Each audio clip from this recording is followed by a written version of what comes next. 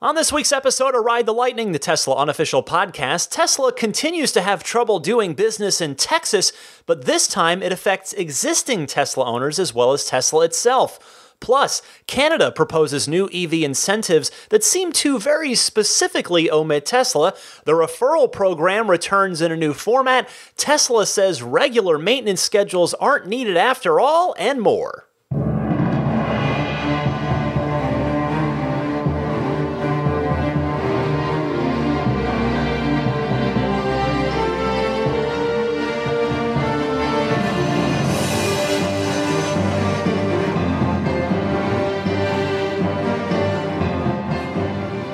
What's happening, friends? I'm Ryan McCaffrey. Welcome to Ride the Lightning, the weekly Tesla unofficial podcast, episode number 190 for March 24th, 2019. To my left, looking longingly out the window, her eyes are starting to nod off now, Daisy the boxer puppy.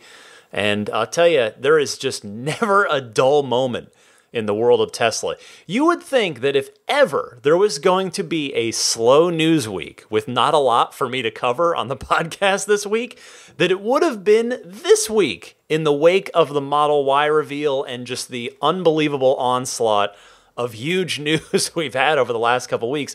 But no, tons of interesting stuff going on. And on that note, before I get started, I wanted to just mention I got, and I'm very happy about this, by the way, very grateful for this, more phone calls in the Ride the Lightning hotline over the past week, I think, than I've ever had in a single week before. So many that I have not even been able to get to all of them yet, but I want to thank all of you who've chimed in. Feel free to keep them coming. I will get to them. I will get caught up.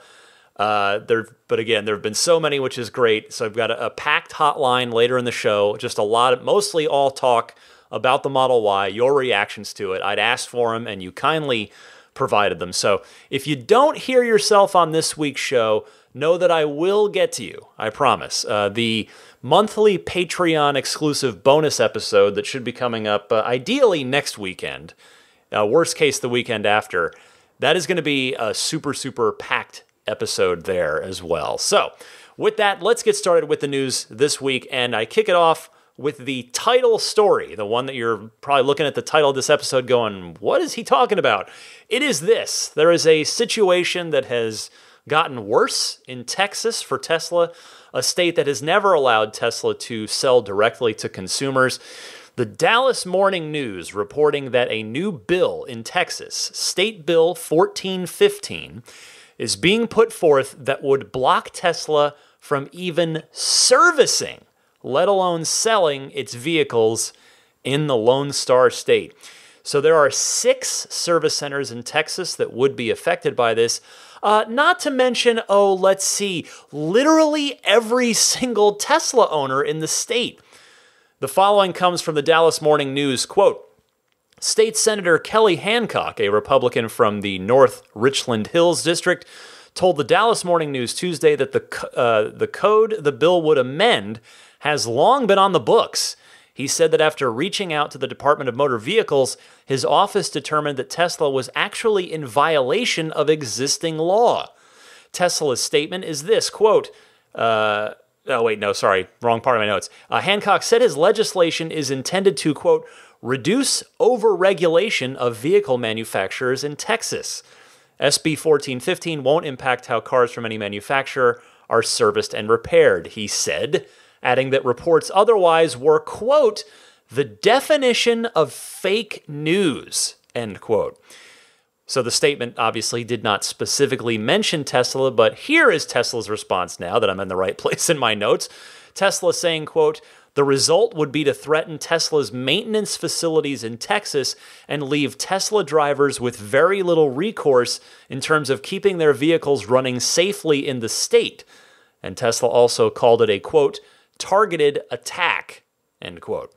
Tesla said its representatives have met with Hancock's staff about the language and even suggested ways to improve it that made it less threatening to the company. Asked whether he would be working with Tesla to make those changes, Hancock described communication from the company over the weekend as an attack on his office. Well, I'm not one for pointing fingers, personal attacks. I know how I personally feel about this story. It's not, I mean, hey, I am a Tesla fanboy. I am pro-Tesla. So that certainly weighs my thoughts on this. This certainly does not seem to be a good look for the good state senator, Mr. Hancock. It's not good at all. The bottom line is that Tesla owners are put in a really difficult position here, seemingly on the whim of a single state senator who has taken it upon himself to wage this little crusade of his. Now, regardless of how far down the rabbit hole you want to go on this in terms of who's responsible and why, I don't know if there's anybody. I don't like to get into this stuff on the show. Like, is there anybody backing Mr. Hancock, Senator Hancock? I don't know about any of that, but it is clear what this bill would do if it were passed. It would be a massive problem for every current and every future Tesla owner in one of the largest states in the country. And potentially, if I may here, this could also, if it does go into effect, create a very dangerous precedent that other states might be able to follow if they try. So not good for anyone, not good for Tesla, not good for any of you who may happen to live in Tesla or to happen to live in Texas, or may one day with your Tesla either choose to, or maybe you're not even thinking about it right now, but maybe life will take you there as far as your place of residence at some point. So if you are in Texas and this bothers you, regardless of whether or not you're currently a Tesla owner, a website has been set up at the following page, texasfortesla.com. That's the word for, not the number. So Texas, TEXASFORTESLA, texasfortesla.com. That's got more information as well as a contact form that will help you very easily generate an email to your elected representatives. I'm not sure if that website is affiliated with Tesla or not. I don't believe so, just in the interests of full transparency. But it seems like a great organizing tool regardless. I always talk about, anytime something like this comes up in a specific state, I always talk about the state-by-state battle in the overall war that Tesla has been fighting for years now to be able to sell its cars directly to its consumers legally in all 50 United States. And this particular battle is a big one. And it's a battle whose loss here, if Tesla were to take the L on this, could have devastating consequences to the entire community. Not just the company. It would certainly affect the company, but this would directly hit the community in a very, very direct, very unpleasant way. So again, I urge any listeners of this podcast to take a look at that website and take action and encourage your fellow Texans to do the same if you feel strongly about it. Your fellow Texans don't have to be Tesla owners either. It can be your neighbors, it can be your friends, your family, anybody. So anybody in that state, best of luck is really all I can say at this point, other than encouraging you to go try to make your voice heard on this. But best of luck to all of the Tesla fans and Tesla owners in Texas on this one. Sadly, that is not the only regional issue that Tesla faces this week. This next story comes by way of listener Andrew, who gave me the heads up on this. Canada is back in the news with regard to Tesla and EV incentives. But it's not just Ontario this time around, it is all of Canada. So this story comes from Global News Canada.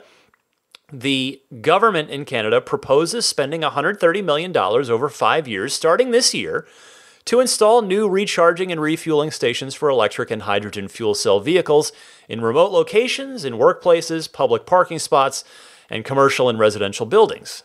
Now comes the part that really comes right into Tesla's backyard. It also proposes offering $300 million over 3 years, starting this year, to create an incentive of up to $5,000. This is Canadian, but nevertheless, it's a good chunk of change. $5,000 for people buying an electric or hydrogen fuel cell vehicle with a retail price of less than 45,000 Canadian dollars. So again, that's the key term here. We're talking about Canadian pricing. That means that this unfortunately excludes not just every single Tesla, but as the user on the Tesla Motors Reddit, who goes by the username Leaf EV Driver, points out, this affects every single electric vehicle with a battery of 60 kilowatt hours or higher. In other words, it affects every long-range vehicle. It excludes every long-range vehicle. And that's just a real shame, because the thing is, the long-range cars are exactly the kind of electric cars that it would be great to see both provincial and the Canadian federal governments be promoting. I mean, hey, sure, I don't want to turn my nose at short-range EVs. They have a purpose. They're great for urban residents. They're made in smaller form factors, like the Fiat 500e. Like my wife, even if we were set up financially to get a Model 3, another one, she doesn't want it. It's too big for her. So there are definitely plenty of uses for the short-range electric cars. But the whole idea of electric cars in general, and why governments theoretically would be incentivized to help promote them, is you want people to get rid of their internal combustion engine vehicles entirely and switch to EVs. And the only way people are ever going to have the confidence to do that is with enough range in the car. I mean, and hey, remember, that's been Tesla's entire philosophy this entire time, going all the way back to the original Roadster, 200 plus mile range electric vehicle, long range. So, and by the way, I think it's safe to say at this point that Tesla's strategy, Tesla's philosophy on that matter is working. It is a working strategy. So, as always, including about 5 minutes ago, I encourage you, if you're a Canadian citizen who feels strongly about this, contact your elected officials at the national level to politely and respectfully but firmly make your voice heard on this. Tell them that tell them whatever you do think, but again, do so in a professional, respectful, courteous manner. But if you think the proposal is flawed, tell them you think so and tell them why. Tell them if you agree with what I'm saying or disagree with what they're saying. Make your voice heard. That's the only way that stuff like this can change and can we can avoid heading into an unfortunate situation for would-be Tesla customers on this. Again, not to mention e-tron and Taycan and all kinds of other long-range electric vehicles that are on the way. Well, let's move on to a happier note, shall we? Following up on my note last week about Model Y's potential tow hitch, the Norwegian news site Elbilen, I think I'm mispronouncing that horrifically, so I apologize. They apparently had more success getting Tesla chief designer Franz von Holzhausen to answer a couple of questions at the Y event than I did when I approached him. And that's good for all of us, because Elbilen approached Franz and asked him specifically about the tow hitch on the Model Y. This comes via Teslarati, who says, a recent report from the Norwegian media outlet has noted that Tesla will be releasing towing equipment not only for the Model Y, but also for the Model 3. The information was reportedly relayed by von Holzhausen himself, who confirmed that such equipment was indeed coming for the electric vehicles. They talked to Franz after he stepped off the stage at the Y event last week and asking if the Y will have a tow bar. After the Tesla chief designer said yes, the publication followed up with a question about the Model 3's towing equipment. Franz's response was brief, only stating, quote, soon, before smiling and disappearing into the crowd. Hat tip to Teslarati on that one. So yes, we'll have to wait for official confirmation on this, but that is really, really good to hear. Hey, because if you think about it this way too, if the Y can tow, and I talked last week about how there appeared to be a square panel behind which likely hid a tow hitch. If the Y can do it, there is really absolutely no reason for the Model 3 not to be able to tow as well, given the fact that they're so close to the same car, particularly on just sort of the core. If you think about it just from towing, the Y and the 3 share the same platform, same motors, same drivetrains, same batteries, same wheels, same tires. Pretty much everything that relates to towing is fundamentally identical in the Model Y as it is in the Model 3. So good news here. We'll wait for that official announcement, but that is looking better and better all the time. Next up this week, well, I tell you, it seems like we can't go a week now without options on one or more of the Tesla vehicles changing somehow. And this week the change was, drumroll please, the mid-range Model 3. It has been retired. It's discontinued. No more mid-range Model 3. And not just that, the standard range Model S, the artist formerly known as the 75D Model S, is also out after it had just come back. Remember, after they made the switch and dropped the kilowatt hour naming conventions on the Model S and the Model X, and just called it standard and extended range and long range and performance, it was gone. 75D was gone originally. Then it came back for what really feels like a week, maybe 2 tops, and now it is absent from the design studio once again.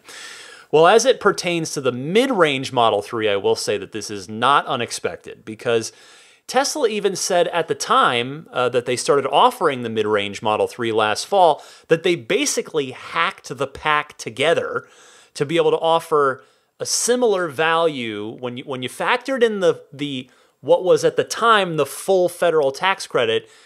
The mid-range would offer a very similar value financially to the standard range Model 3 that of course Tesla couldn't build yet. To the customers that were waiting for that standard range, they kind of hacked together that mid-range that came to a fairly similar price when you factored in the full tax credit versus the half. So the mid-range is gone. Now we all know by now that Tesla they're always looking to streamline, they're always looking to simplify the manufacturing processes whenever possible so that they can keep those costs down and keep the efficiencies high. But still, even with the mid-range going away, Model 3's still got quite a few choices going for it for people right now. You've got a standard, you've got a standard plus, a long range dual motor, and a performance long range dual motor. Now, speaking of this, I've seen reports on Reddit of a few customers who got caught in the cracks on this. People that ordered the mid-range recently, but Tesla isn't going to be able to get them one because they have gotten rid of it. So, per the fine print terms of their vehicle purchase agreement, Tesla doesn't have to sell them that car if they decide not to make it anymore. So, what Tesla is doing is offering people that are affected by this either a refund, or you can choose, you go to the standard plus or the long range with the consolation prize of either a free paint color, which, if you want to look at maximum value on that, would be going from, let's say you'd ordered a black car, which costs nothing extra, and you could choose multi-coat red, which is a $2,500 paint job. Or your other consolation prize choice there is choosing the 19-inch wheels, the 19-inch sport wheels, which are a $1,500 upgrade over the standard 18-inch Aero wheels. I mean, it's disappointing for people that aren't going to be able to get exactly what they'd wanted. I'm not going to pretend that this is all good. I mean, I think Tesla's olive branch offer on this is a reasonably fair one, but still, if people had the mid-range in mind, and maybe they're not quite going to be able to stretch to get the long range, that means they have to take a car that does have a bit less range to it in the form of the Standard Plus. So, it's not ideal, but at the very least, I do give Tesla credit here for proactively trying to compensate people in a what I feel is a fairly reasonable way. By the way, on a semi-related note, just while we're talking about options and things on the cars, the in-car web browser is getting upgraded to Chromium soon. So that'll be a nice fast forward into the future that comes by way of an Elon Musk tweet. So yes, look for some much needed improvement on that browser fairly soonish. You know, the S and of course the X have had a web browser in them since the beginning, and it's never been great. At one point, gosh, I guess it might have even been last year. It wasn't that long ago. 1, maybe 2 years ago tops. Tesla rewrote the software, rewrote it, and it was based off the Linux kernel, I guess, because the whole OS is Linux. But, there was an improvement to the web browser, and then that was when they introduced it into the Model 3. But in my experience of using it from time to time in Model 3, sometimes I'll just type in a website and hit go, and nothing happens. It just doesn't work very well. So it doesn't seem to be that super reliable. So this is good to see that it should get a nice upgrade, which will hopefully finally make it actually reliably useful. Next this week, and again, busy week, here we go. The referral program has returned, but it's been totally revamped. The rules, the prizes, everything's changed. The Tesla blog on this says, quote, "While our previous referral program was very successful, it came with significant costs, and ending the program last year allowed us to pass those savings along to customers. We've since restructured the program to save the company money, while also offering rewards that are super exclusive. Now, each time a friend purchases a new Tesla using your referral code, you'll both get 1,000 miles of free supercharging. Each referral also gives you a chance to win a Founders Series Model Y on a monthly basis and a Founders Series Roadster Supercar quarterly, both signed by Elon Musk and Franz von Holzhausen. Tesla owners who already have unlimited supercharging get 2 chances to win with each referral." So first things first there's going to be a Founders Series Model Y, which I found rather interesting because there were no Founders Series Model 3s. The 3 is, in fact, the only Tesla vehicle so far to have not gotten a Founders Series. So I thought that was interesting. And I wonder, I don't want to say this, I don't want this to have quite as detrimental of a connotation as it might sound, but the early Model 3s were given to employees. They were sold to employees, and those employees to some extent or another effectively became beta testers for a lot of the stuff, particularly on the software side. The software, the UI and the software was just nowhere near done on those early build Model 3s. The car worked and everything, but back then you couldn't even. Actually, the original Model 3s, when the first ones that rolled out, didn't have FM radio added yet. They added that over the air, and they also you couldn't adjust the autopilot speed and follow distance with that right scroll wheel. That didn't come till later. So even core stuff like that. But yeah, here you go, a Founders Series Model Y. So my point with that is to suggest that I wonder if the Founders Series Model Ys will go to some employees, some insiders, similar to the investors, those kind of people, the Jason Calacanis's of the world, that are very much deeply connected to Tesla, either on an investor level or some other kind of level. But yeah, I wonder how many of those Founders Series Model Ys there'll be, but I suspect that they will fulfill a lot of the same purpose that those initial employee-sold Model 3s will. They'll just get the Founders designation and the Founders badging on them as well to signify, like, yeah, this is an exclusive car, but they'll be the first ones off the line for sure. So that's pretty cool, and you now have a chance to win one by way, and it's autographed by Franz and Elon, no less. I wonder where they're going to autograph it, and if you have any say in that, if you win one. would it be up on the dashboard? Because then, over time, the heat of the sun, I wonder if could warp that, could get rid of it. Do they sign your center console? I'm not quite sure, where's a good place on a Model Y? Presume, on the inside, you don't want it signed on the outside. So where on the interior would they sign it? I mean, the dashboard's the best place I can think of, but I would think over time that would seemingly be a dangerous play. That it would fade. It would not age well over the years in the sun. But anyway, so yes, a monthly drawing for a Founders Series Model Y, which, by the way, Elon confirmed is a performance model.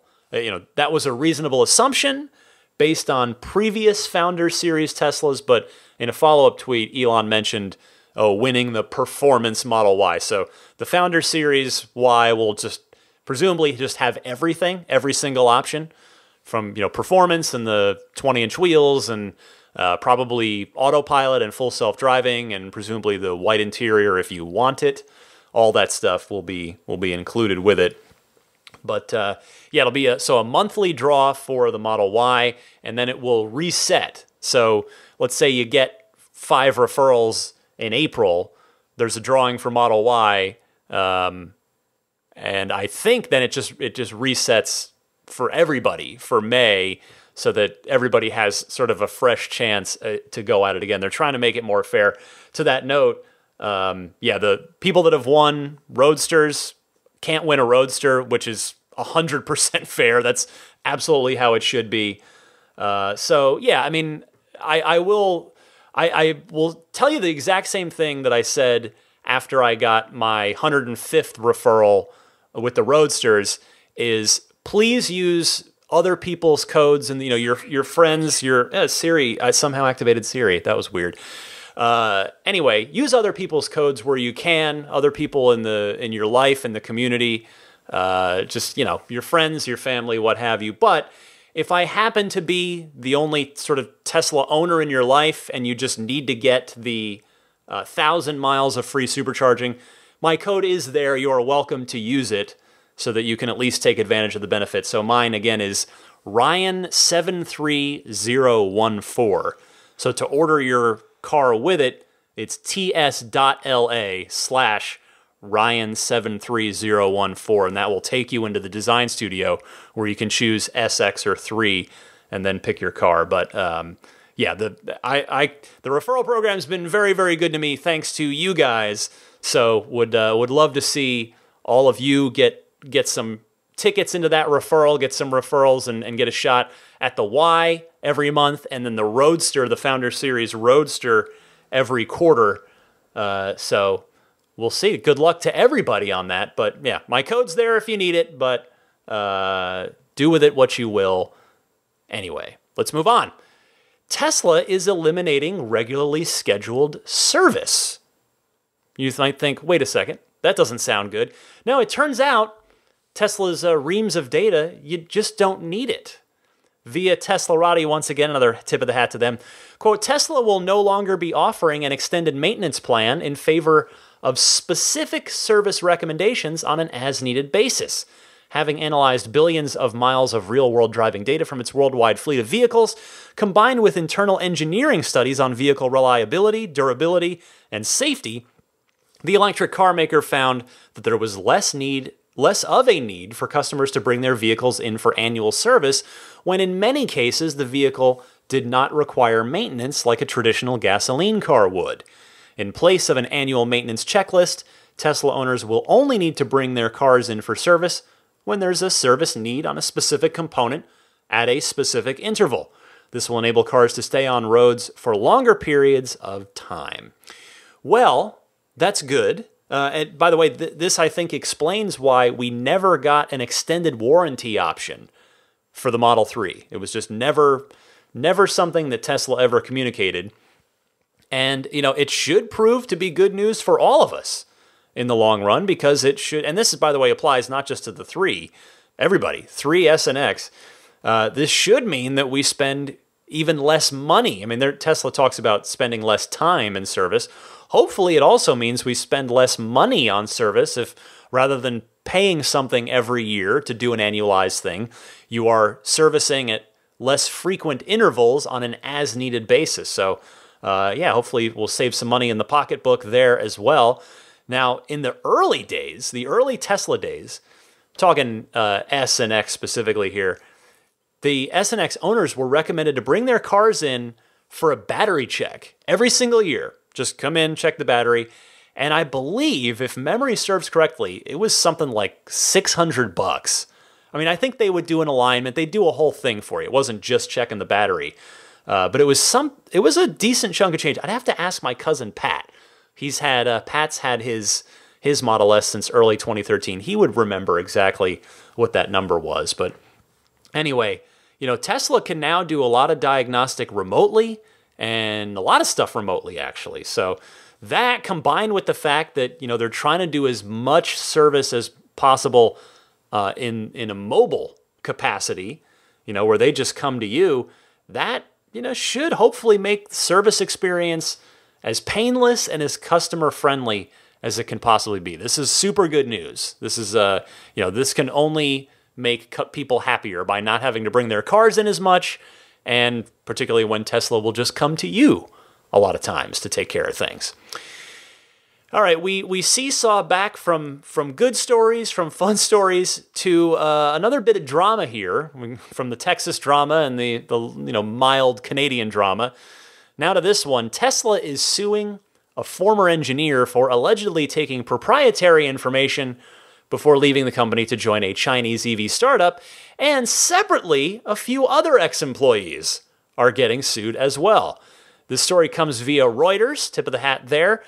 The engineer, whose name is Guangji Cao, I believe, C-A-O, pardon me if I'm mispronouncing that, copied more than 300,000 files related to the autopilot source code as he prepared to join China's Xiaopeng Motors technology company, according to Tesla in the lawsuit filed in a California court. Separately, Tesla lawyers filed a lawsuit against 4 former employees and U.S. self-driving car startup Zoox Inc., alleging the employees stole proprietary information and trade secrets for developing warehousing, logistics, and inventory control operations. In a statement, Xiaopeng spokeswoman Marie Chung said the company was not aware of Cao's alleged misconduct and that the company has started an internal investigation on the matter. The company, quote, fully respects any third party's intellectual property rights and confidential information. The company has been complying and will comply with all applicable laws and regulations, she said in a statement. Well, these are most certainly very serious allegations, and I have to say, it's really nice to see Xiaopeng responding with a lot of respect, a lot of deference here, and a lot of just, nothing inflammatory, just a, hey, we respect this, we're going to look into it ourselves. I think that's, that's the high road to take, that is the good way to go. Hopefully, I hope that it all proves to not be true. That would not be great if Tesla employees actually stole proprietary information of any kind, whether it's related to autopilot or other things. But if it does turn out to be true, meaning if Tesla wins the case, the one thing I would suspect, not being a lawyer at all, but I would suspect that the damages will probably end up deterring any other employees from ever contemplating the same thing. So that may one way or the other. Hopefully this won't end too painfully for anyone. Honestly. Finally, this week, I know it's been, I've been talking for 33 minutes straight already. Model 3 owners everywhere are going to be eagerly anticipating your next software update. So 2019.8.2 or later, because I've seen there's a 2019.9 floating around too. But anything if the 8.2 or later, 2019.8.2, anything there or later has that's got the peak power boost in it. So it's begun rolling out. I have not yet received it. By way of the community, it doesn't look like most people have received it quite yet. However, among those that have, dual motor Model 3 owners are reporting not seeing it in their release notes, whereas owners of every other Model 3 variant do apparently see it. So someone took to Twitter to ask Elon about it, and Elon did reply saying that the power boost is, quote, coming soon for the 3D owners. So everybody will get it. It's coming. If you remember, this was the 5% average, on average, peak power boost for all Model 3s. And I haven't gotten it yet. I'm sure I'll have something to say after I actually get it and test it out. I've got, I don't know if you remember, when I got my car, I bought the Draggy, D-R-A-G-Y, the little dongle thing that works via Bluetooth with your phone, and there's an app, and it uses GPS, and it pretty accurately measures performance on the, whether you're doing a 0 to 60 run or whether you're at the track, the drag strip. It works pretty well, and it's really easy to set up. I've used it a few times, but I do admit it's been tucked away for a while. I am absolutely going to be pulling that thing back out when I get my my next software update with that peak power boost. I'm going to test it for sure. I'm sure plenty of other people will beat me to it, but I'm very eager to see exactly what effect it has. It's supposed to drop my 0 to 60 time by at least 1/10 of a second. I know they're measuring with the rollout now, whereas when the Model 3 Performance originally was coming out, it was measured without. It was 3.5 seconds to 60 from a standstill. Then they, of course, tweaked it to 3.3 seconds with a rollout. And now they're saying it's, it'll be 3.2 seconds with the rollout. But I can't wait to get it. And again, I say this from time to time. Let's pull back for a second. Let's take a step back. Let's zoom out to the 10,000-foot view to appreciate these cars that we're so lucky to have. Think about what has happened. Our cars, the Model 3s, and the S and X have both gotten power boosts in the past too. So we'll apply this to all Teslas. But our cars, once again now, have more features, like tangibly cool, awesome features, than they delivered to us with. We're talking more horsepower, which is like, oh yeah, when I bought my P3D, it had like 450 horsepower. Oh yeah, now it's going to have, I don't know what, it's going to have like whatever, 470 peak, something like that, whatever 5% more is. More horsepower.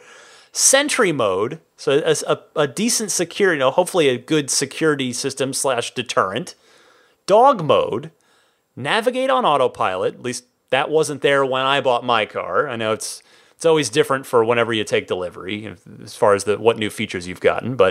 And soon, Navigate on autopilot will have the need to confirm the lane changes manually removed if you want. So it'll be the actual automatic lane changes. We've got the advanced summon imminent, and now more power. All of that, and by the way, a lot more. If I could go on, this list could get a lot longer.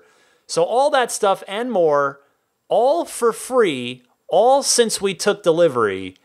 It's just amazing. Like, it really is. Like, just stop and think. I know I'm a Tesla fanboy. I'm an enthusiast, but just think about how cool that is. No car's ever done that before.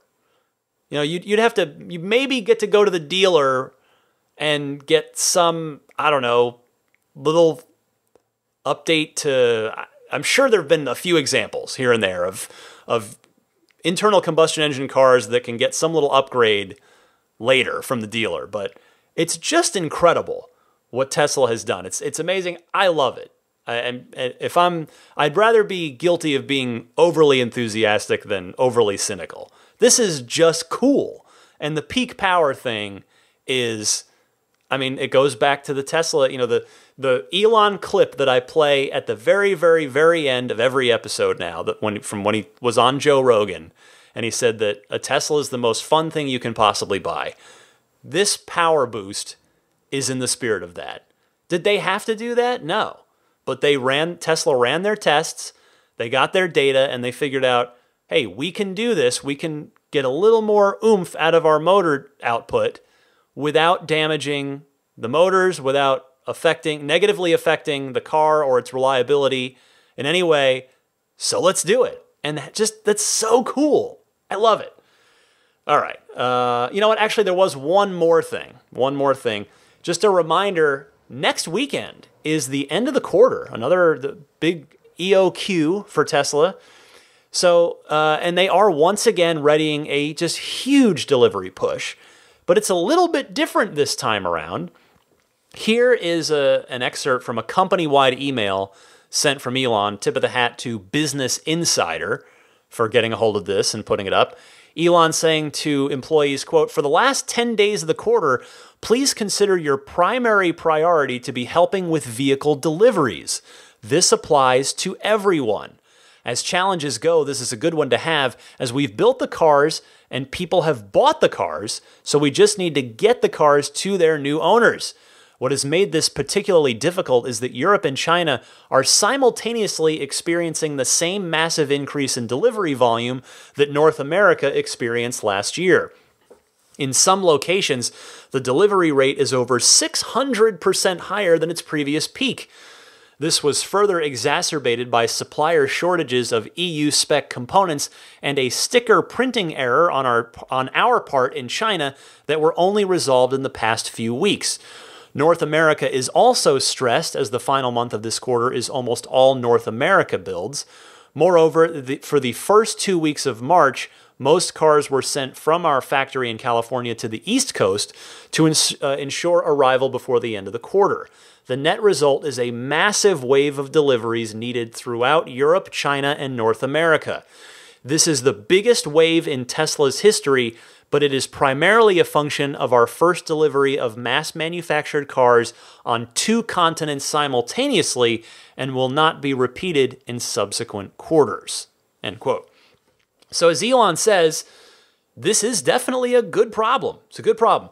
Unfortunately, it seems like we can't volunteer to help out anymore now that Tesla's 100% direct to consumer. That was confirmed. The Silicon Valley Tesla Owners Club reached out to Fremont as they had last quarter, and we're told, yeah, we're sorry, you can't help us. We're doing everything direct. So, I hope they'll be okay. I hope they've got the bandwidth for it. But I have to be honest, it bummed me out. I really genuinely enjoyed the few times that I went down there over the last couple quarters, and just volunteered my time to just speak to new owners taking delivery. They're just so happy. They're all so happy. And I just got to help them out a little bit and maybe help free up a Tesla employee's time for the next person. And yeah, I got a lot out of it. So I'm grateful for that time that I did get. So best of luck to Tesla. I know a lot of Tesla employees listen to this podcast, so I wish you guys the best here in this final push, as you all hopefully make as many deliveries as humanly possible here at the end of Q1. All right, hang tight. I'll be right back with the aforementioned super packed Ride the Lightning hotline, all kinds of excellent Model Y reactions, some questions about it from you guys that hopefully I can help out with. So stay tuned right after this.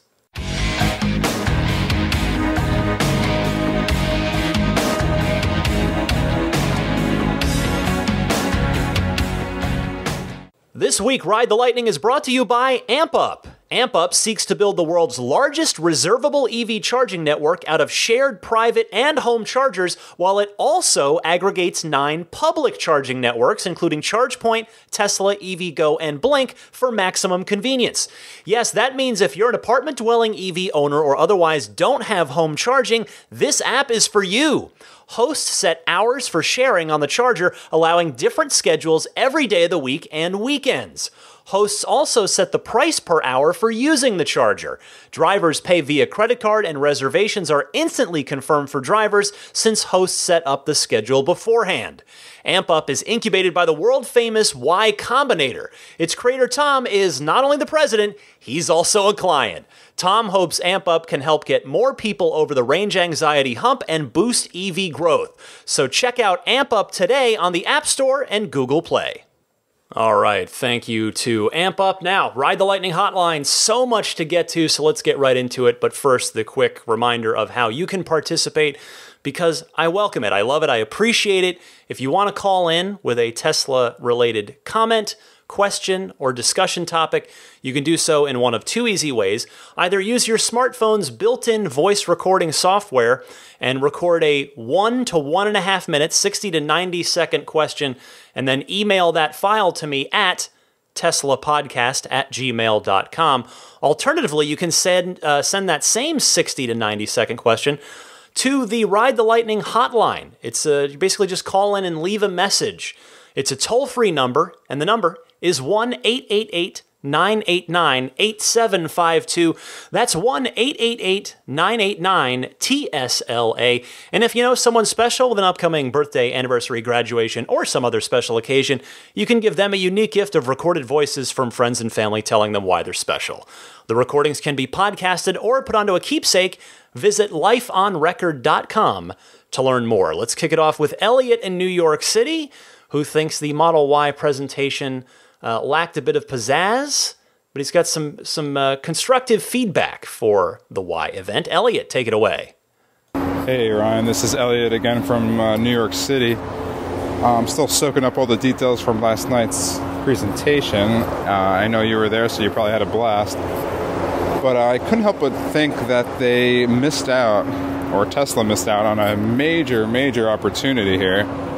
I know the event went fairly well, and everyone seemed to have a good time, and it checked off a lot of the boxes.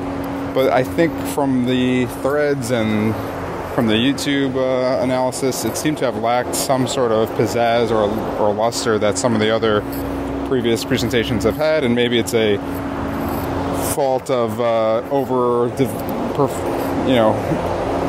over-delivering on the previous ones.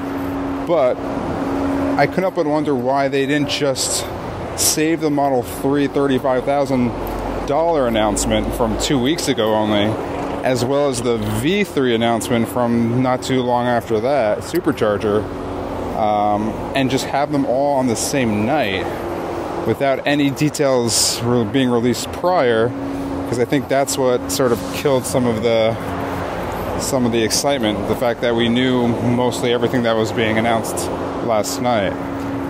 Especially if they were only going to spend, 45 seconds or a minute on the Model Y anyway at the very end, and he still went through the whole mission statement, which I think was a great speech. Why didn't they just have the Model 3 announcement then? And so I'm asking you in the audience if there's some other reason that we aren't thinking about, because I'm sure I'm not the only one that's asking the question. You have 3 years of waiting, and you finally have this great announcement, plus the Model Y. It all could have been a really good, Steve Jobsian one more thing that everyone was expecting anyway. So I'll leave you with that, and hopefully we can think of some good reasons. If it was to soften the blow of, the sales force or the sales stores closing, that could have been one of the reasons, and then that was reversed anyway.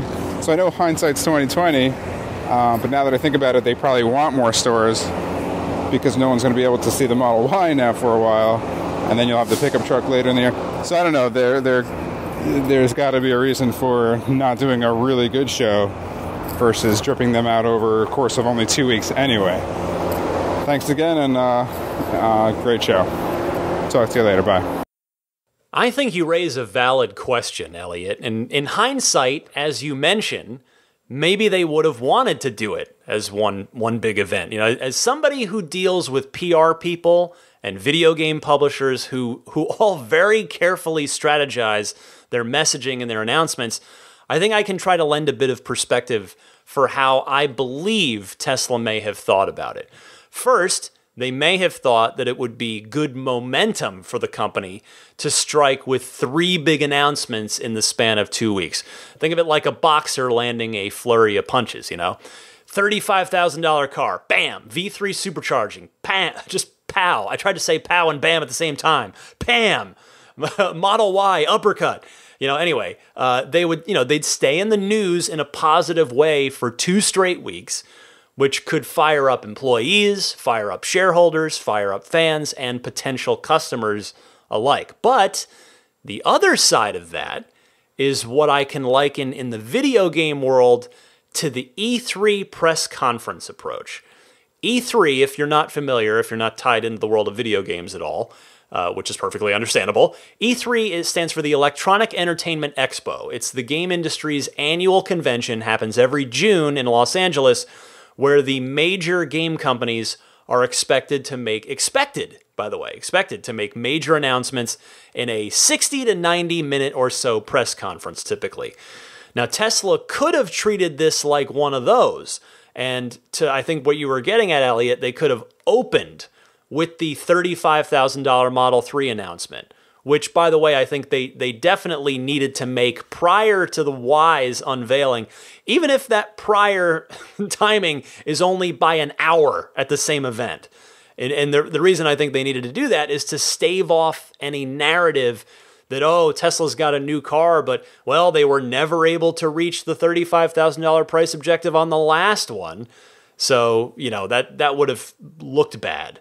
But anyway, they could have opened with that, and then gone into V3 supercharging, and then capped it off with the Model Y. And again, I know I'm talking 2020 hindsight here, right? So it's easy to sit here and Monday morning armchair quarterback this thing. But then, they could have done the pickup truck teaser, maybe a little less subtle, a little more obvious, as a one more thing after it was all said and done. So I guess all we can really do is see how Tesla decides to structure their next event, which is likely to be the pickup truck unveiling. Elliot, thank you for your call. That was a good one. Steve from Melbourne, Australia, also reacts to the Model Y event. Steve, what did you think? Hi Ryan, how you doing? It's Steve from Melbourne, Australia. Just on the Model Y event, it was good fun like all Tesla events. Elon always makes me laugh. I'm a little bit disappointed in the Y just due to the fact that it looks so much like the 3. Now, don't get me wrong, the Model 3 is a beautiful car and I'm hoping to get a performance one when they finally launch here. But it just needed something to just, distinguish it. Looking head on, it just looks like a Model 3 and it just, I don't know, it just gives me a funny feeling. Anyway, I'm hoping to see the pickup truck later this year. Hopefully it looks a little bit different. Thanks. Thank you for your call, Steve. 2 things here. And by the way, I don't disagree with you. So number 1, I think you can definitely count on the pickup truck looking different. I mean, that's basically a given at this point, especially after that teaser image. And 2, as part of the if it ain't broke, don't fix it theory that I gave last week regarding the Model Y, I wonder if one reason that Tesla clearly felt comfortable moving ahead with such a similar design to the 3 is because in general, it probably would be fair to say, again, with all due respect, that the average crossover SUV buyers might be a bit less discerning with regard to distinctive styling than, say, a sedan buyer. I mean, heck, you yourself said that you're gunning for a Model 3 performance, as did I. I don't mean that as a knock against anyone, to be clear, but what I mean is that SUVs in general are typically not purchased for their looks the same way that a sedan or a coupe or a sports car might be. They're bought for their utility and their function. So the Y, in sticking with a well-liked and familiar design, perhaps, Tesla figures the odds are it won't irritate most Model Y buyers, and also by as sort of 2 birds, 1 stone, they can reuse all the same parts and probably some of the same tooling and what have you. Next up, Ney Jim from Miami has a question about the Model Y. I'll see if I can help him out. Ney Jim, you're on the air. Hey Ryan, big fan of the podcast. My name is Ney Jim. I'm from Miami. Quick question. regarding the Model Y panoramic roof. It's so cool. It looks absolutely amazing. If I had a car with that, I would be blown away and extremely appreciative of it. However, I do want to say that it seems a bit of a novelty and something that I would not want to have all the time. With you know how dirty the roof of a car can get, you know, looking up and seeing, you know, bird droppings or leaves and all over your roof, that wouldn't be very appealing. So and then also I live in South Florida and it gets very bright here, so having all that sunlight come in, you know, especially during the sunnier months, during the summer, that just doesn't seem very good to me. Do you know or think, having been in the car, that there would be some kind of like automatic, you know, covering? You push a button and a cover just slides over the top or something like that. I think that would be really good. If it didn't have that, I personally probably would not go for that panoramic roof. And secondly, the pickup truck, regarding the picture as to whether or not that's the front or the back of the truck, I can't see why an electric pickup truck would need such a long and flat front to it. You know, that's where the engine goes usually in a regular car, and this car wouldn't have an engine, so I can't imagine it would have such a long and flat front. I mean, I could be wrong, I have no idea, but that's just my opinion. Thanks for everything you do. Bye. Thanks for your call, Ney Jim. The good news is that I can reassure you, with years of experience from happy Model S and, hey, Model X customers too, what with its giant front windshield, the heat question comes up a lot. But people in Arizona and Florida are happy with their Teslas. You know, those states are filled with very happy Tesla customers. The glass roof has a very heavy tint to it that also blocks out, if memory serves, I believe it's 97% of UV rays.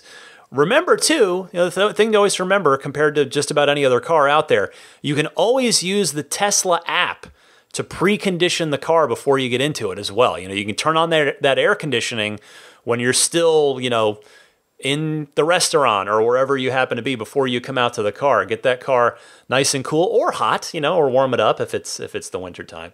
Now, as for keeping it clean up top on that glass roof, well, you know, hey, leaves, bird droppings, they're generally only a problem if you're parking under trees, but if that is a problem, the nice part, because it's all glass up there, means you could probably just carry a bottle of Windex and a roll of paper towels in your trunk down in maybe the deep well, that sort of extra trunk underneath the trunk in the back there, and you could just wipe that glass clean as needed. So hope that makes you feel a little bit better. Thanks again for calling in. Next up is Keith from Columbia. More Model Y talk. That's a common theme, as I warned you. Keith, go ahead. Hello, Ryan. This is Keith, the Tesla Hillbilly from Columbia, Missouri. Hey, another great show on the Model Y. I enjoyed it and a great deal of knowledge as usual. Got a question for you about the Model Y. I hadn't heard this addressed there and wondered if you had heard anything. In regards to the fold down of the rear seats on the Model Y, do you know, has Tesla addressed the issue with the easy entrance for potential ne'er-do-wells, as you call them, reaching in, breaking the window, and then easily putting down those rear seats there? Anyway, if you had any thoughts on that, I'd appreciate it. And give Daisy a nice rub down for me. And thanks again. Have a good evening. Bye-bye. Keith, I would like to congratulate you because I think yours might be the call of the week. This is absolutely something I should have been looking for on the Model Y, but I'll be honest, I didn't even think about it until I heard your call. I went back and looked at the test ride video that I shot, but you can't see it, and it was super dark anyway, so I'm not sure if it's going to show up on anyone's test ride video. I will tell you it's definitely something that I'll be on the lookout for the next chance I get, which admittedly might not be for a while. Generally, after a product unveil, you might not see the car again for quite a while. But for what it's worth, now that Sentry Mode is out, I feel a lot better about the situation. I know Sentry Mode doesn't actually prevent anything, but hopefully by the time the Model Y rolls around, Sentry Mode's reputation will have preceded it, and all the thieves will know to just not even bother with Teslas because they're not worth the hassle. We'll see. Next up, Jeff from San Rafael has a performance Model 3 and thinking about a why. Question about it. Jeff, what do you got? Hi, Ryan. This is Jeff from San Rafael. I love your podcast. I'm also a P3D owner just like you, and I'm very happy. We're curious about the Model Y. We have a dog, and we're curious about the back. Do you feel like the back would be good for a large-sized dog, and can the dog see over the back seats very well? We're just curious. Thanks a lot. Bye. Well, Jeff, with the caveat that I only got a 2-minute test ride and it was super dark out, my impression is that yes, I think the rear area would be a good size for a dog, even a fairly large dog. I think Daisy for sure, she's 56 pounds, boxer. I don't necessarily think this will apply if you have the third row of seats and have those seats up, but it should have, well, I guess it still might, but it should certainly apply if you fold them down, or especially if you don't order them at all. Great question, though. Joe from Anchorage, Alaska is up next, has some reactions to what else? The Model Y unveiling. Joe, take it away. Ryan, Anchorage, Alaska, calling to answer your question. I was actually a little bit disappointed on the reveal. I was hoping that the Model Y was going to be just a little bit bigger, but I was still excited enough to order 2 of them, one for my wife with a third row seat and one without for me. But I'm curious if anybody out there knows, if you order the third row seat, does that detract from the leg room on the second row? And is that second row adjustable? If anybody knows, that'd be great to tell the rest of us. Ryan, keep up the great work. Thanks for your call, Joe. I can pretty confidently answer the first question and not as confidently answer the second. So I'm pretty sure the third row will not affect the second row's legroom at all, because the third row is just added in back there in a fixed spot. And I don't think the second row is adjustable in its position, just like the second row in a Model 3 isn't, but I'm a little less confident in that. I hope that helps, even if to some small degree. Corey from Florida is up next, seeking opinions on, what else? The Model Y. Let's keep rolling with the Model Y questions. Corey, go ahead. Hey, Ryan. Corey from Florida here, first-time call. Love the show. With regard to the Model 3, I'm curious, is it an SUV? Because watching the reveal, it does look so much like a Model 3 that you could forgive it for being a wagon. And in my mind, an SUV should feel like it rides higher, not just have seats up on risers. So I'm curious in your impressions, very hard to tell from the film footage, does it look and feel like an SUV, or does it look and feel like sort of a Model 3 wagon? That's it. Thanks a lot. Look forward to hearing back. Bye. Corey, I'll be honest, this one's a tough question to answer. I would honestly say it's somewhere in between, like truly a crossover. I'm not sure if that helps you or not, but it's what I would say based on my experience being up close and personal with the car and inside it there for a quick ride as well. Matt from WikiWatchy gives his Model Y impressions. He's currently a Model 3 owner. Matt, what do you think? Hey, Ryan, this is Matt from WikiWatchy calling in again. I just wanted to give you my impressions of the Model Y. My wife and I are super excited about it.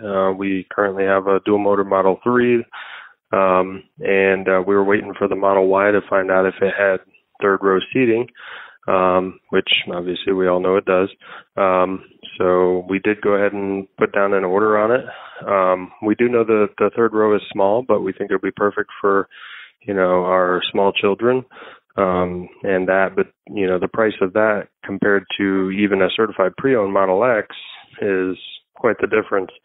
And just one thing I wanted to point out was that, the Jaguar I-Pace and the Audi e-tron that are coming out or almost out, neither one of those offer a third row seat, and the Model Y is cheaper than both of those vehicles. So I just thought that was interesting. But otherwise, great podcast. Keep up the great work. Love hearing from you. And then one other thing I wanted to mention, I heard about a thing on another podcast. It's a piece for the cell phone dock in the Model 3. and it's made by a company called Skyline. I don't have any endorsement for them or anything like that, but I just thought I would check it out because I do have the Jada Wireless charging mat, the first edition, and my phone frequently falls off of it, so that's kind of frustrating. But the Skyline piece actually replaces the piece at the bottom that slides across, and it creates a larger lip to hold your phone. So I just got that in the mail today and put it on, and it has a perfect fit, and I think it's going to be a great medium. I think it was like, I don't know, $20-$30, which is better than spending another $100 on Jada Wireless charging mat version 2. But nonetheless, hope to talk to you soon. Bye. Thanks, Matt. You make good points all around here, and what's interesting is that you were only comparing it to other electric SUVs. If you add in ICE SUVs in the same class, then the Model Y, guess what, looks even better with the fuel cost savings. SUVs aren't exactly known for their good gas mileage to begin with, typically, and the Y is probably going to fall somewhere in the 90s or so on its MPGe rating, miles per gallon equivalent. So couple that with the fact that the gallons, air quotes, are, cheaper kilowatt hours of electricity than gallons of fuel, and that's going to add up really quickly for a lot of families. Jonathan from England is up next. He's an X-owner, meaning Model X, not EX, ex-Tesla owner. He is a Model X owner, and he's got an interesting take, if I can talk tonight, on the Model Y as well. Jonathan, what do you say? Hello, Ryan. This is Jonathan Hodgetts in England. I was very impressed when I saw the presentation of the Model Y. It was more or less exactly what I was expecting, and I placed a reservation straight afterwards. Now, you may well be saying you won't get one in England for a very long time, but the fact is I've got a business in the USA and I've got a 2016 Model X over there, and it's that I'm going to replace with the Model Y. The reason is the advancements in autopilot, an AP3, and hopefully by the time the Model Y comes out, full self-driving features, and also the free supercharging, both of which will make my road trips for business around the USA so much better. My 2018 Model X in the UK, I've got every intention of keeping. So once I've got the Y, it'll make a very interesting comparison. Anyway, enjoy your shows, and look forward to hearing your next one. Bye for now. Thank you for the call, Jonathan. I think I mentioned this last week, but I think the Y could very well cannibalize a decent bit of Model X sales, because the fact that you can get a really well-equipped 300-mile range Model Y for under 60 grand, the US, of course, with autopilot and full self-driving, that's going to save you about $30,000 over a Model X, a well-equipped Model X. And hey, don't get me wrong, the Model X is fantastic. The windshield is glorious. I mean, dude, if you've never seen the Model X windshield in person, particularly, I'm not just saying from afar, but from inside the car, it is stunning. It is probably my favorite part of the car. And I'm a big gull wing door fan from my DeLorean days, but I think I like the windshield even better than the Falcon wing doors. But you've also got those glorious Falcon wing doors as well, which are extra awesome if you've got kids in car seats. Then you can stand up while taking them in and out. You don't have to crane your head and neck down. But it's fair to ask, is the Model X really $30,000 better than the Model Y? For some people, the answer to that will be yes. The Model X is $30,000 better than the Y for us, for me, for whomever. But I do suspect plenty of other people are going to end up answering that with a no. No, it's not 30 grand better. So those people will probably end up choosing the Y. 2 more calls this week. Our penultimate caller is Charlie from Cincinnati. we're actually finally done with the Model Y calls for now, for this week. A couple of other really interesting calls that I just wanted to make sure not to leave out here. And this one is about enhanced autopilot and your insurance. So Charlie, take it away. Hey Ryan, this is Charlie from Cincinnati. I got a question about insurance and autopilot enhancements. As it stands right now, my current auto policy has full car replacement coverage. However, it's only the car, not any kind of software enhancements such as enhanced autopilot or full self-driving.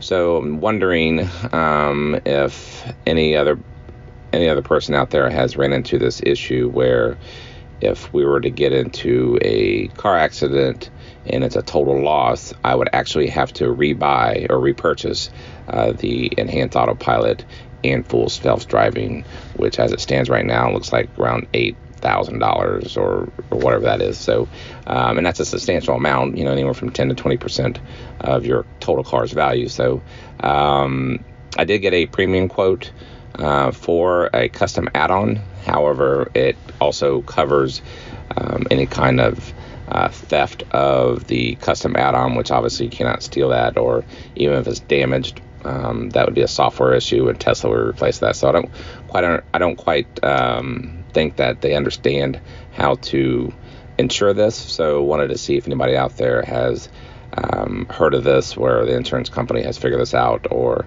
how people have went about this. So appreciate your show. Look forward to hearing the responses from either you or your listeners. Thanks a lot. Thank you for the call, Charlie. I don't know the answer. I admit I'm always hesitant to take insurance questions on this podcast, not because I don't want to help people. I certainly do, but because everybody's insurance situation is totally different based on your age, your driving history, your location, etc. But in this case, I think it is worth throwing this out to the greater Ride the Lightning audience to see if anybody has specifically had any success with getting their insurance company to recognize, value, and insure the autopilot features of the car. In fact, I'll tell you've made me want to drop my insurance agent a line about this in next week when they're back in the office, especially since I just added full self-driving to my car a couple weeks ago, obviously well after purchase. So let's see who calls or writes in, and if I'm able to get a hold of my insurance folks, I'll let you know how I made out with that as well. Thank you, Charlie. Final call this week. James from New Jersey has an autopilot question. James, you're on the air. Hey, Ryan. This is James calling from New Jersey. I've got a Model 3 long-range rear-wheel drive that I took delivery of back in December 2018, and I had a question about autopilot. So I don't have autopilot. I didn't buy it at the time my car purchased, but now that the price has decreased, I was thinking that would make sense, given that it's $2,000. However, I've been having trouble finding out whether or not the lane changes that used to be in the EAP autopilot trial would also be available in autopilot as it exists currently for $2,000. It seems like it's not, and that it's only going to be a feature of full self-driving, but I wanted to see if you had a definitive answer, or if any of the listeners here have bought the $2,000 add-on and could shed some light on it. All right, thanks. Excellent question here, James. Now, to answer this, I'm actually going to go to the audience, because Logan in Jacksonville just took delivery, and he can definitively answer this for both of us. Logan, go ahead. Hi, Ryan. This is Logan from Jacksonville again, at the Logan Nerd on Twitter. And I am over the moon about getting my new Model 3. I just took it for a drive, and I'm just sitting here smiling this morning with the orange glow on the roof. It's amazing. So anyway, I just wanted to say I am one of the few, probably at least recently, who's purchased that new 3000 tier autopilot. And just want to say, for any drivers that are maybe also in the same camp as me, this does not include auto lane change. And what this means is, when you're in autopilot mode and you turn on your turn signal, unlike in all the test drives that I took before, you will not be able to just have autopilot merge for you. Now, obviously this is something that's kind of been sent out. I think that this has been included on official Tesla documentation of all the new features as well. But I must say, I did not understand that this was not part of it, just because it's always been a part of the experience before. And I thought that I was missing something for about the first day or so, until I read into it on Reddit and saw a bunch of other people kind of complaining about the same thing. Unlike the other features, it really doesn't feel to me like something that I'm not paying for so much as something that seems missing. So I know that you have to draw the line somewhere, and I got a cheaper version. But just to anybody else out there who might be confused about this or might be looking at purchasing autopilot versus the full self-driving option, just keep that in mind, because it does kind of take you out of the experience, and in my opinion, it makes it a whole lot less safe when you have to go into traffic or cruise control to merge, especially with the blind spots in the Model 3. So anyway, thanks for all you do, Ryan. Really appreciate it. Bye. Thank you, Logan, for definitively answering that question for both James and myself. All right, I'll be right back with the pro tip of the week and some final thoughts to wrap this thing up for you right after this.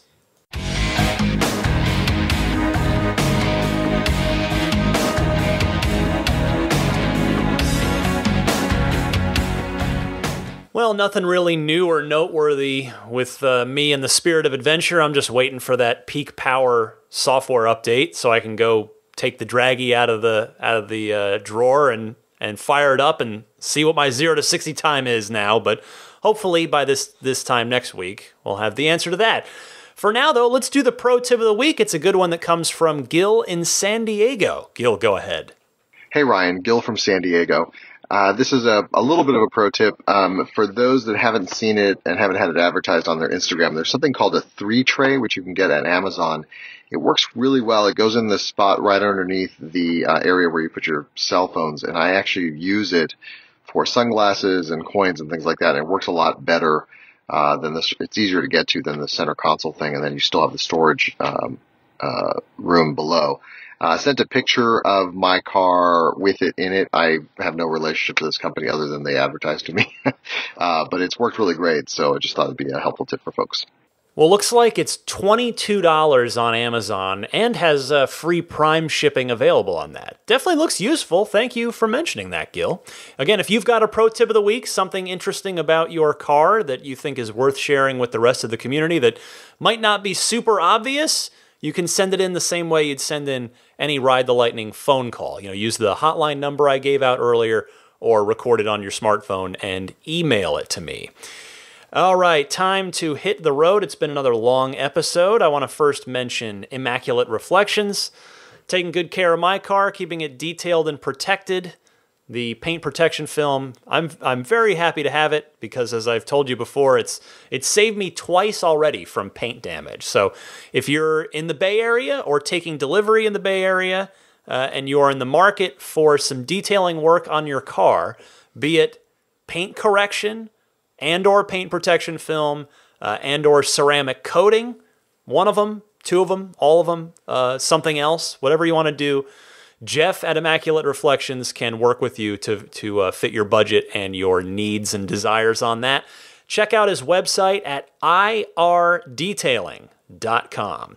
Meanwhile, abstractocean.com is your awesome source for a ton of Tesla accessories, mostly for the car, but some stuff for you as well. They got those Tesla lanyards. If you're frequently at conferences like I am and you want to maybe have a little personalized look and rock a Tesla lanyard rather than just the whatever sponsor is at the event you're at. You can find all that stuff at abstractocean.com. Center console wraps, tempered glass screen protectors, etc., etc. Check out abstractocean.com. Pile everything you want into your cart.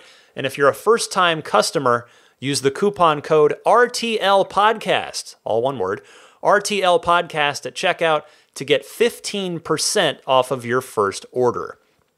Patreon, meanwhile, is the primary way with which you can support this podcast if you choose to do so.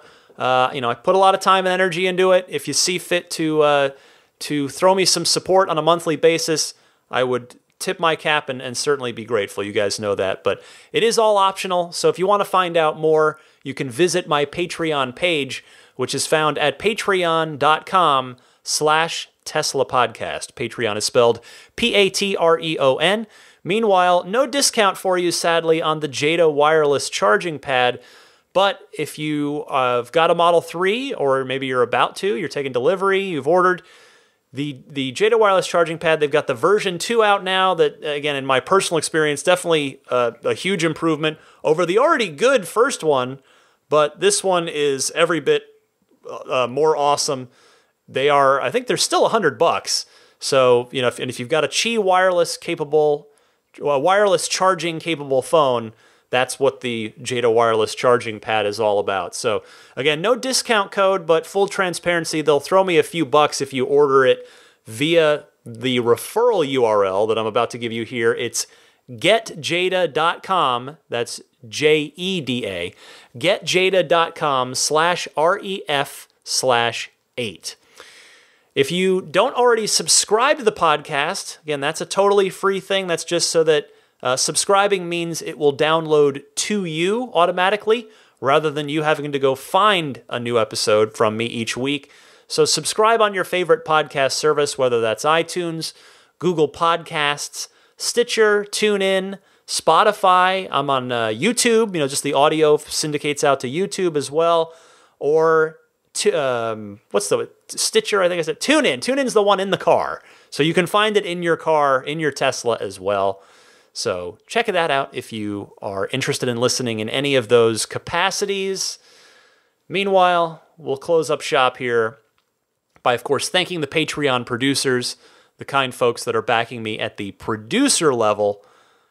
We've got Austin Allen is our new one, along with Eli Burton from My Tesla Adventure, Rob Brewer, Tesla Owners Taiwan, Jeremy Harris, a different Jeremy, Josh, Blake Wiley, Daniel Grummer, Michael Waddle, Luxendary.com, Dorian Steve Guberman, Joel Sapp, Lyle Austin, Bill Royko, Brian Hope, Jerry and Mary Smith, Gabriel Salays, David Nondahl, Eric Randolph, Luke A., Ulrich Lassa, David Vakil, Rome Strack, Peter Chalet, Lars Hoffman, Marcus Mayenschein, Tim Hyde, Joe Edgel, Jason Chalukas, Robert Miracle, Michael Lester, Matthew Parra, Logan Willis, Alexi Heft, Jonathan Wales, David Brander, George Cassiopo, Wolfgang Obergen, Pete White, DJ Harbaugh, and Paul Hussey. Thanks to all of you so much for your ongoing support of the podcast on Patreon.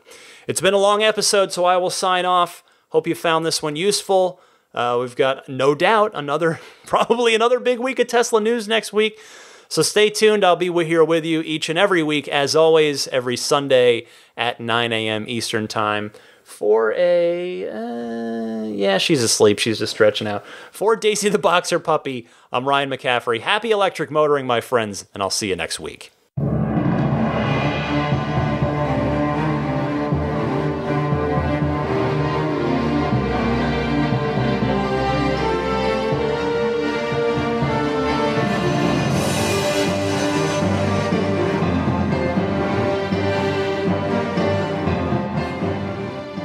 I mean, I think a Tesla is the most fun thing you could possibly buy ever.